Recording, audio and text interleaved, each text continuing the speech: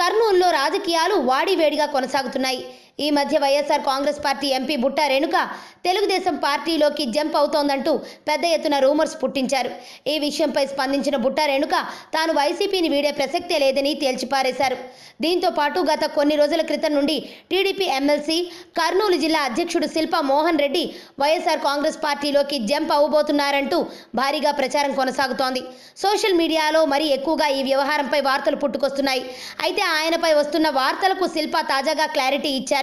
మంగళవారం నాడు ఆత్మకూరులో ఏర్పాటు చేసిన విలేకరుల సమావేశంలో ఆయన మాట్లాడుతూ తన అన్న శిల్పా మోహన్ రెడ్డి టీడీపీ నుండి వెళ్లిపోవడంతో నేను కూడా వెళ్లిపోతాననే దుష్ప్రచారం జరుగుతోందన్నారు. టీడీపీ అధినేత చంద్రబాబు తనపై ఎంతో నమ్మకంతో జిల్లా అధ్యక్ష పదవి, ఎమ్మెల్సీ టికెట్ ఇప్పించి గెలిపించారని, ఆయన రుణాన్ని తీర్చుకోలేనని చక్రపాణి రెడ్డి అన్నారు. ఎవరో కొందరు వ్యక్తులు కావాలనే తనపై ఇలా దుష్ప్రచారం చేస్తున్నారని ఆరోపించారు. టీడీపీలోనే కొనసాగుతానని ఆయన మరోసారి స్పష్టం చేశారు. దీంతో గత కొన్ని రోజులుగా వస్తున్న వార్తలకు శిల్పా బ్రేక్ వేశారు. నంద్యాల ఉప ఎన్నిక నేపథ్యంలో కర్నూలు రాజకీయాలపై ఇలా రోజుకో కొత్త వార్త పుట్టుకురావడం పరిపాటిగా మారింది.